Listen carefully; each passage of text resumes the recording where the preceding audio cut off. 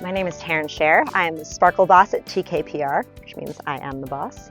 And we specialize in earned media coverage for our clients in the travel and hospitality industry. I never set out to be a business owner.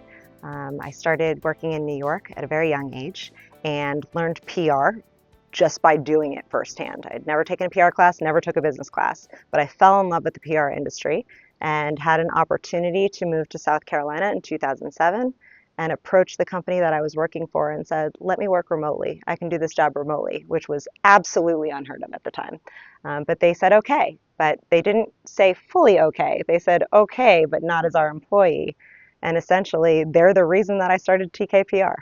So when I moved here, there was no leisure tourism conversation for Greenville. There weren't even really very many PR firms at the time. And I was sort of the new kid on the block from New York doing this, big city PR, and it was very intriguing to people. And in a roundabout way, I wound up getting involved with what's now Euphoria, our food, wine, and music festival, and volunteering for them to help with some PR efforts because they didn't have any PR at the time. And very quickly, I realized the story was not about the festival. It was really about Greenville's food scene and how this small town in the South was really outpunching its weight class, and nobody knew about it. And the more people I started talking to, the journalists that I knew from back in New York, they were intrigued by this. This was really, they had never heard of Greenville. You had to say Greenville, South Carolina, because otherwise there were 35 other Greenvilles. Nobody knew which one you were talking about. But there was a story there, and I could see that there was a story there. And about a year into that, I got a phone call from the Convention and Visitors Bureau, which is now Visit Greenville SC behind the That Greenville brand. And they said, can you come meet with us? They had been hearing about what I was doing and the work I was doing with Euphoria, which again was a nonprofit. I was doing it pro bono, but they heard about what we were doing and they were intrigued by it. And they had never had any proactive PR at all. They had never gone after anything like this before, but they said, we'd like to take a chance if you want to take a chance with us. And that was August of 2010. And 15 years later, here we are, which leisure tourism is the driver for Greenville right now.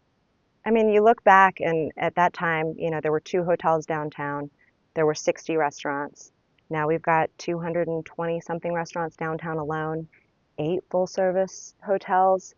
I mean, you walk down the street and you see the tourists, the ones that are tourists. And, you can't necessarily ever say, well, it's, all thanks to the PR that this exploded. But in order to sustain those kind of visitors in those hotels 365 days a year, something had to have happened, right? There had to have been an explosion of interest, people coming to stay. You're not building hotels if people aren't coming. And so you're not adding more boutiques and shops and attractions and, more food tours and experiences for these visitors to participate in if no one is coming to visit. And so people found out about Greenville and, PR isn't the only reason that they found out about Greenville.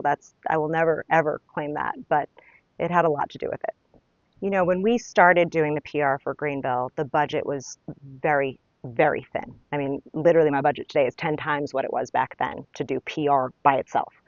And we realized that everything we had to go towards those headlines, to getting those accolades, to being on those top 10 lists. Because if we could land a great quote from a journalist saying we're one of the best undiscovered food cities, or landing on Oprah's list. We literally were one of Oprah's favorite things one year in her December issue of the magazine. If we could collect those accolades and then repurpose them and use those in the advertising campaigns for Greenville, put them on the website, use them in social media, and keep drilling in that message. So even if you missed the original story, you heard about that accolade. You heard about that article that touted Greenville as one of the up-and-coming food cities.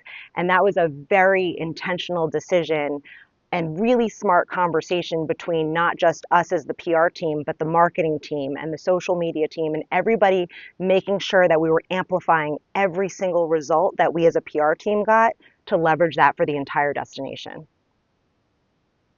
I can't believe that I run the business that I run. When I started doing this, I didn't know what a tax ID number was. I literally met with the Clemson Small Business Development Center because I had no idea what I was doing. And Scott Welchel was my counselor and said to me, where's your business plan? And I looked at him like he had 12 heads. I had no idea what he was talking about. I had no idea what I was doing. I still don't have a business plan, but thankfully, we've made it this far. We've increased revenues about 800% since I started doing this. And we've also reduced our number of clients by 50%. So at some point, the basic rules of capitalism are working really well for us. So I'm really proud of that. I'm really proud of what we've built, and I'm proud of the work that we do. You know, our reputation is everything, and I, I've never heard anyone say anything bad about what we've been able to deliver for them as a client.